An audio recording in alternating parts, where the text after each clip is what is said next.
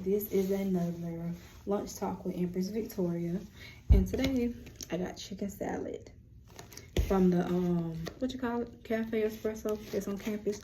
You know, school started back today, and honey, it's so many kids. It don't make no sense how many kids. Like I said, gosh dang, I just felt like I was a child. I said, cause they so tall. I said, God damn, we have what, 1,600 freshmen? Baby, so many kids. Yeah, this is what I got. I'm gonna pick out my experience as, you know, my experience while being in my first house. Hey y'all. But yeah, I was talking about the perfectionist year. The first house year. Yeah, I'm in my first house, so you be in your first house when you turn 24. I just came from my 12th house year, and that was something. My 12th house, which was something. It's like so many things were revealed to me, and it's like I kind of felt like, dang, why didn't I see this before? I said, but I realized sometimes things are revealed to you at a certain time. Because baby, if I would have knew a lot of things, sorry baby, I would have crashed out. Now that I just don't care no more, I don't care. I said, oh well, ain't got nothing to do with me. And I noticed that while Aquarius would detach, because we don't detach, baby, we'll be crashing out. I said, they already try to call Aquariuses the hell raisers. They always call us rebellious. So the first house is really, I guess in my own words, I can say first house is when you have, I guess, a year of discovery, self-discovery. You have to learn a lot of things, overcome the challenges of things that held you back all the years of your life. Changing how you view yourself, so it is about embracing self-image, self-identity, stuff like that, and embracing yourself. And I can tell, like, this year I have embraced every little thing that people have tried to make me weird, make me feel like it was weird for me to do. Being to myself. People would say stuff about me being to myself. I say I'd rather be to myself than to be in drama. Like I would notice how, I would notice how girls would be like, I will never forget this one girl asked me, she was like, why we ain't friends? And I was thinking, I said, girl, I see the way you treat your friends. No ma'am, you even treat me like that. Sorry. And I noticed that, I'm like, why was certain things that I did considered weird? I just didn't understand it, because I was in my own little world. I stayed to myself. I did things my own way.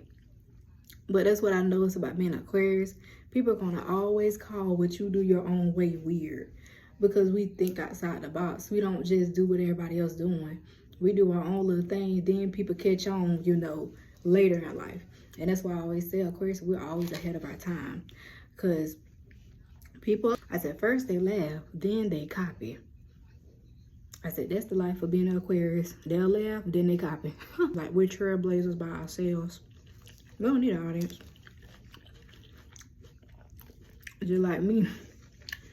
I know how I am. I fight things by myself all the time. I don't need no group. I can do it by myself.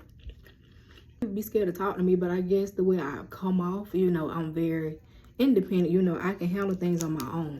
I don't be needing crowds to defend me, people to defend me. I say, you know what? I can do it on my own.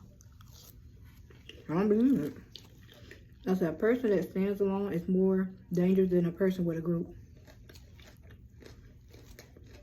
Yeah.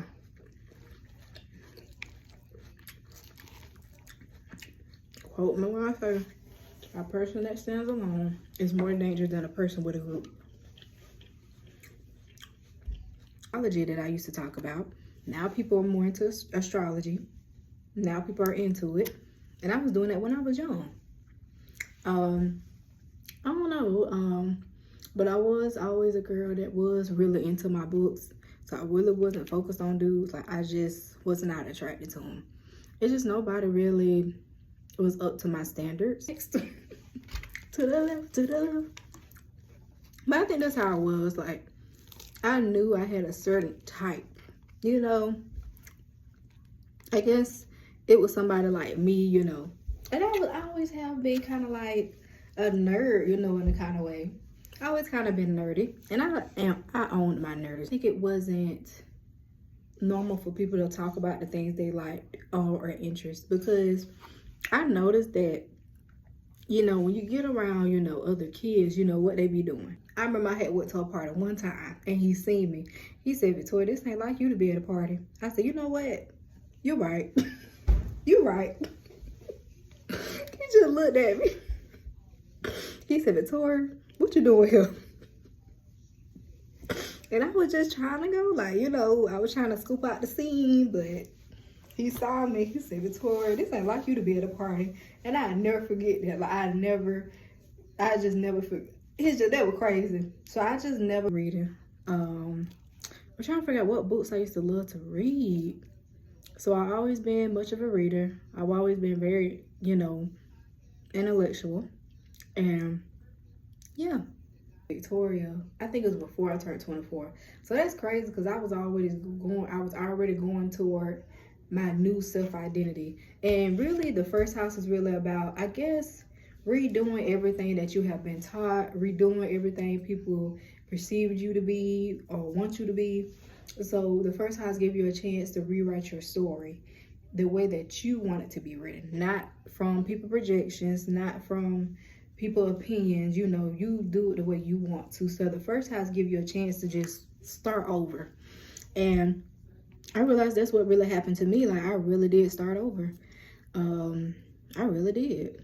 And it's crazy because in my first house, I've noticed that all the things I ever kind of wanted, I got it in my 12th house and in my first house. Like, I got my own apartment, you know. I had been waiting for so long to get an apartment, and it just came. Because I remember when that lady called me, I said, huh? I said, you serious? And it was unexpected. And and I met someone as well. He really, I guess, healed me in a lot of ways, but you know, things happen. So he healed me in a lot of ways, and I'm always thankful for, you know, giving him a chance. It really did change my perspective on a lot of things. But I guess I can say I miss him, but you know, you just gotta keep going.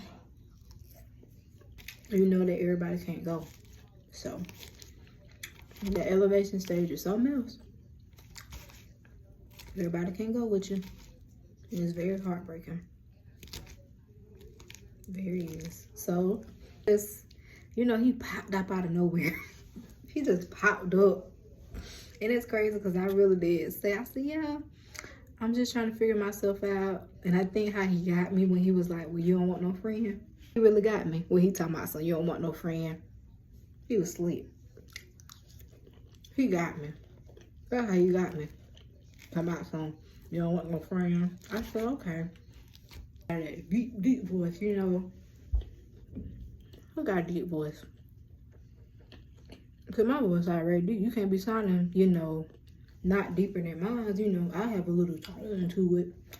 But you gotta sound like a man when you're talking to me. Say it with your chest. Me and my feminine energy. Because I felt so protected with him. Like, he put me in my feminine energy.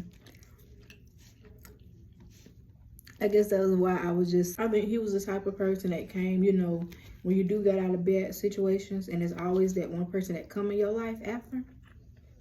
He was one of them people. Because I really had to let go of a toxic situation that I was in. Triggered my awakening. That's crazy, ain't it? Crazy. The immunity juice. My coworker put me on to that cranberry immunity juice. One thing it's gonna do is make you pee. It'll make you pee. But you just be cleaning your system out, so. And I am getting a better gut, so that's why my skin is really back glowing. Cleaning my gut out. Because I be gassy. And I'm like, yeah, it's something I'm eating. It gotta be something I'm eating to make me this gassy. A chance to just rewrite your story. Well, yeah, I'm a yapper.